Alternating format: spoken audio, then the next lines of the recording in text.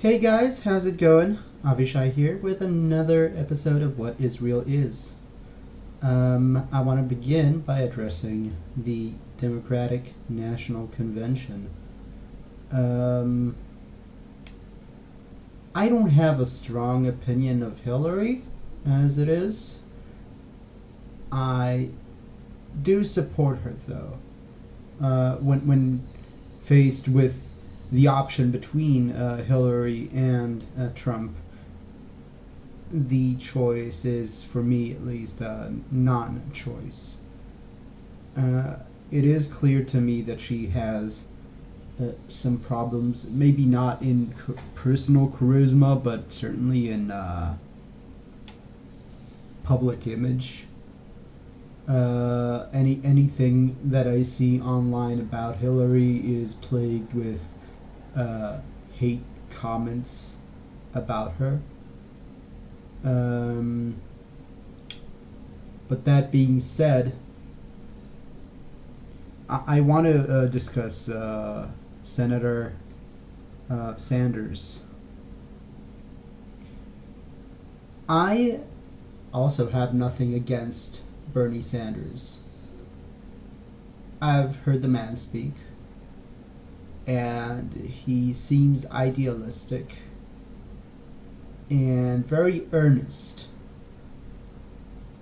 And to be truth, just listening to him, I can see why so many people were swept by his words.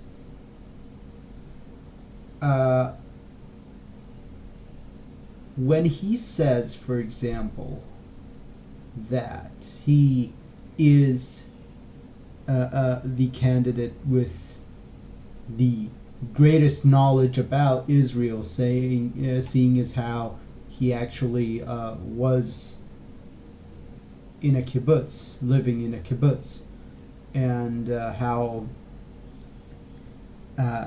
Israel should firmly be in support of Israel. I believe that he intends what he is saying.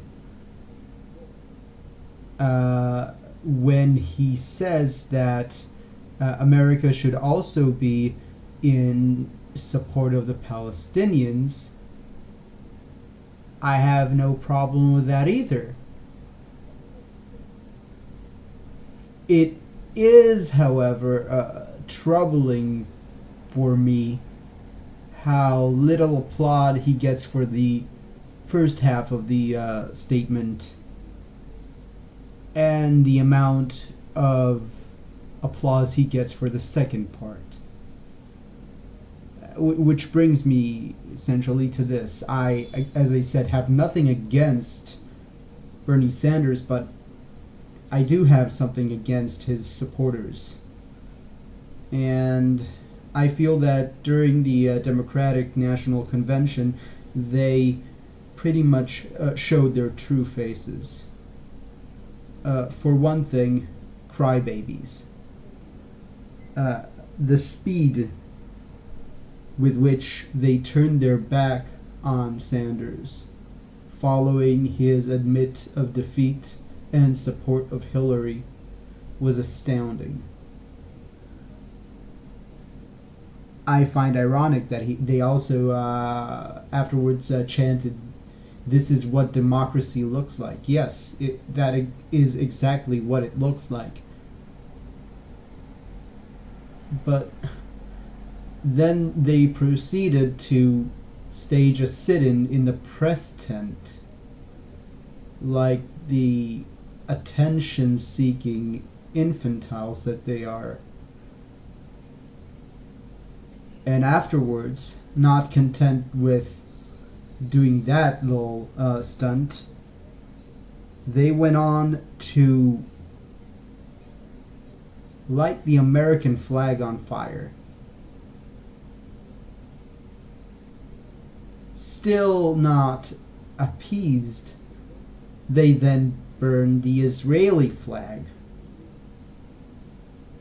Now, I can understand they might have had an American flag at hand, but that seems, that whole Israeli flag burning seems like something planned. I mean, why would they have an Israeli flag to begin with? At this point, they started chanting Intifada.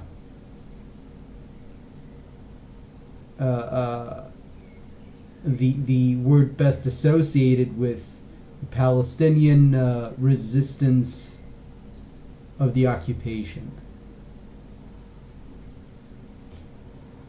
And after burning both flags, they also burned flyers of Senator Sanders himself. These people need to be eschewed from the leftist camp. They must be recognized wherever they are, in any country, and marginalized.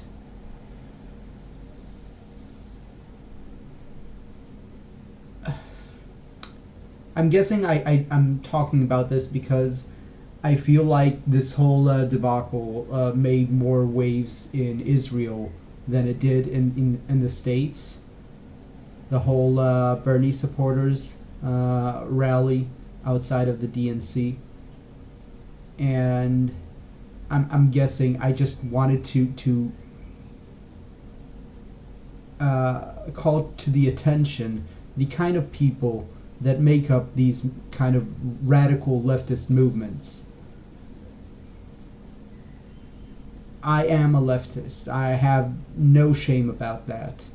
I do have a lot of reservations about being grouped with these kind of people. I do see an awakening of sorts among the left regarding these radicals, but it's not enough nor fast enough.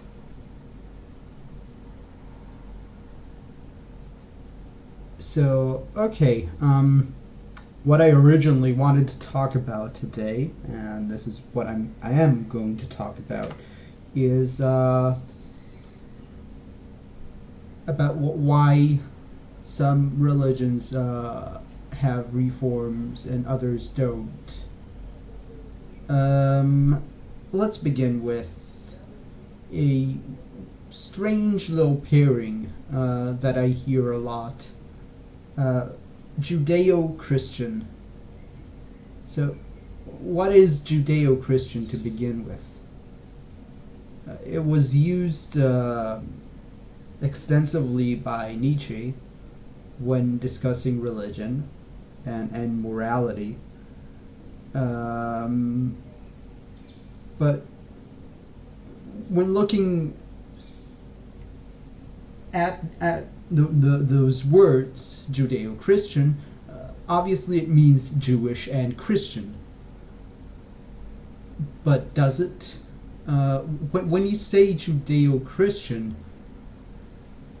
does that include a Catholic priest in Ghana? Is he included in that a term?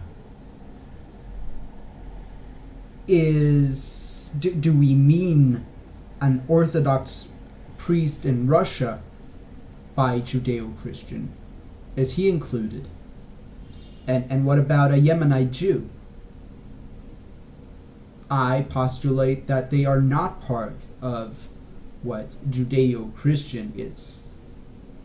For one thing, because I don't think that Nietzsche was familiar with these people in his lifetime. I don't think that he knew any Yemenite Jews nor Christians in Africa, and never mind Orthodox Jews, Christians, Orthodox Christians in Greece or in Russia. He was very much bourgeois and knew the people of Ashkenazi Judaism in Europe, and those Catholics and Protestants of Central and Western Europe. And that is what is meant by Judeo-Christian. And what does Abrahamic mean? Is that different? Obviously it is. Because Abrahamic means any Jew, any Christian, and any Muslim. Now, to explain how this is relevant to the discussion of reform in religion, I want to go back to 1054. That is the time of what is called the Great Schism. And the Great Schism is the breaking off of communion between the Roman Catholic Church and the Greek Orthodox Church.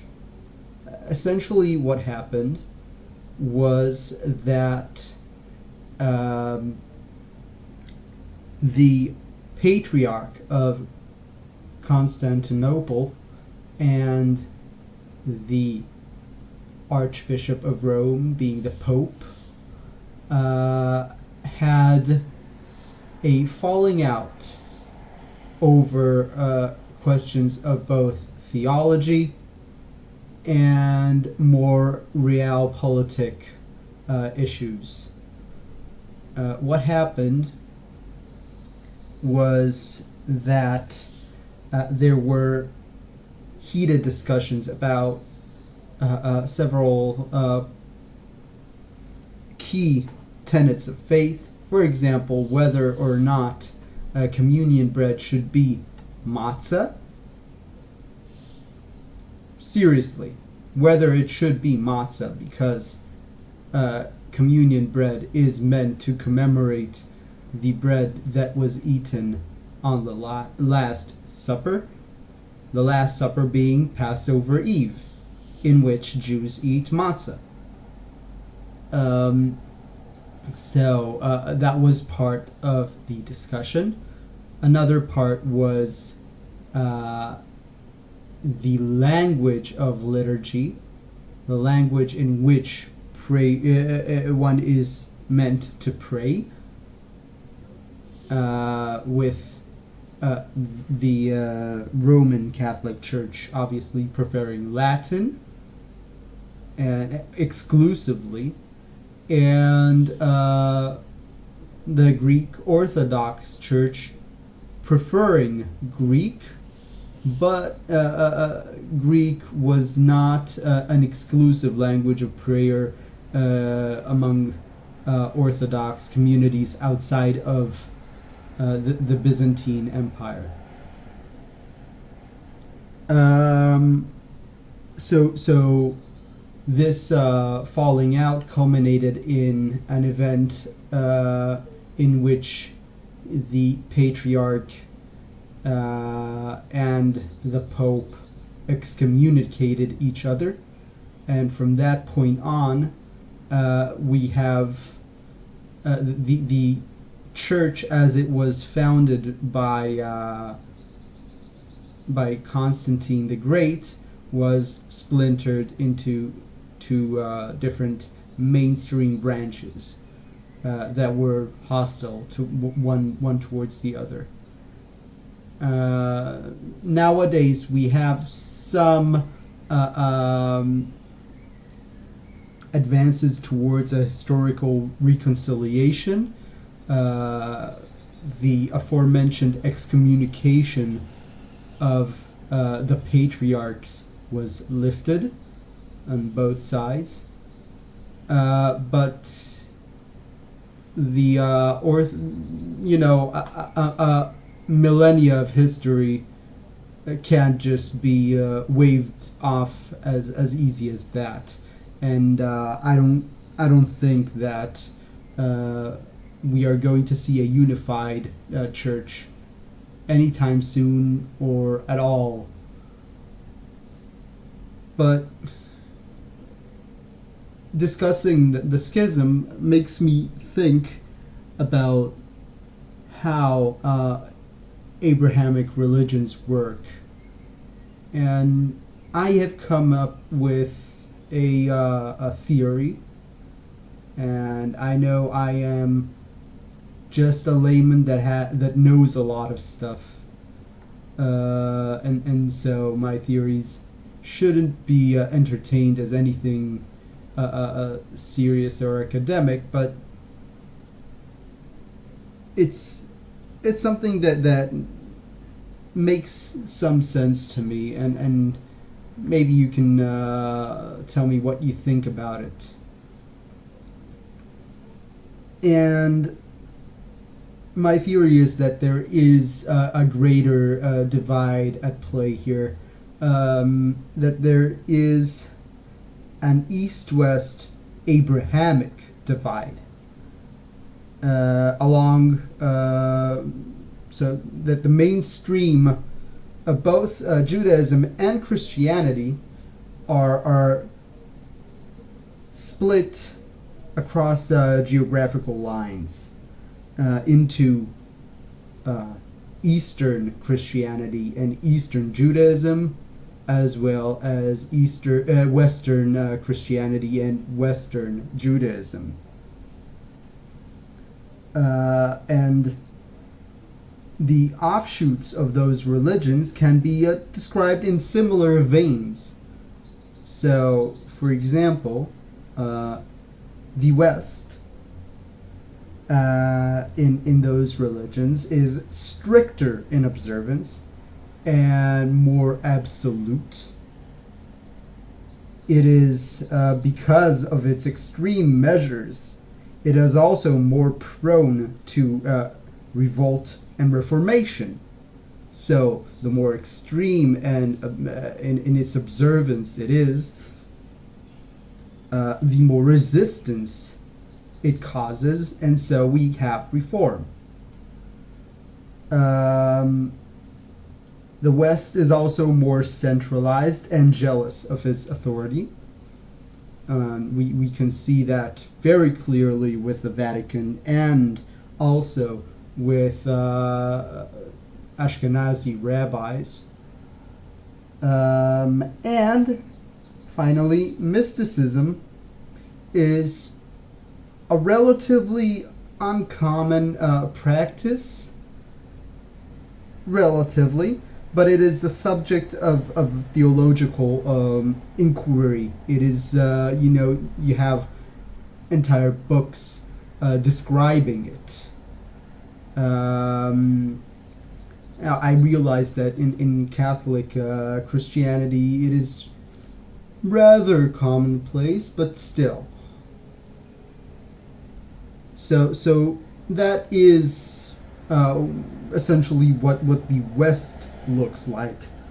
The East is conservative to a great degree, but more relaxed when compared to the West. Okay? So it is somewhat less demanding of believers. Still very much conservative, but a little more relaxed than the West. And because of this, it is rather static and unchanging, and it is not prone to elicit resistance and reform. It is also mostly decentralized, and hierarchy matters less in the East. That is not to say that there isn't clergy and that there aren't rabbis, but and in the case of Orthodox Christianity, we have patriarchs, etc. But it is much less important than it is in for example, when you compare the hierarchy of the Orthodox Church, and you can see it is of far less importance than in its Roman counterpart.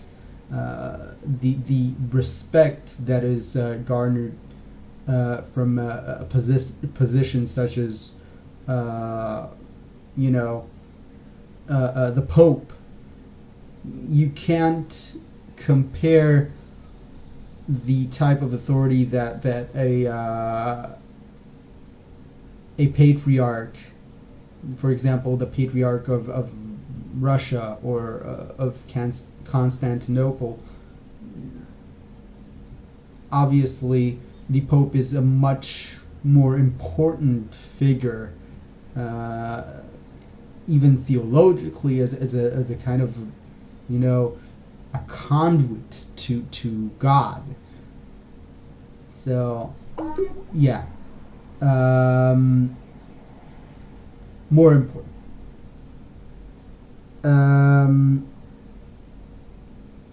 Mysticism in the East is far more commonplace, but it is not well explained, or not as well explained. So you don't have these treatises exploring the mystic. It just is. It's tradition. It's little trinkets and amulets, etc. It's not that well explained. Now, listening to all this, we can see that it is true of Christianity and Judaism, but in Islam you don't really have a Western offshoot. Or do we? Islam split rather early on into two sects, being the Sunni Islam and Shia Islam. But we, again, don't really see that much equivalency between either branch of Islam and the East-West divide that I just described. But maybe the turbulence that we see today and the growing religious extremism in Sunni Islam, maybe it's a sign of things to come. I want to be as careful as I can here, so I'm not making any far-reaching conclusions or predictions, but it is possible. It is possible that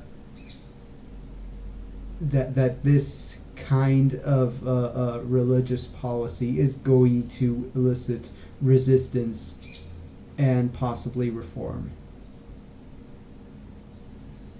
And with this little tidbit of optimism, I'll leave you to ponder about it, and if you have any thoughts about my little theory, you are more than welcome to share those. And until next time, have an awesome weekend. Bye.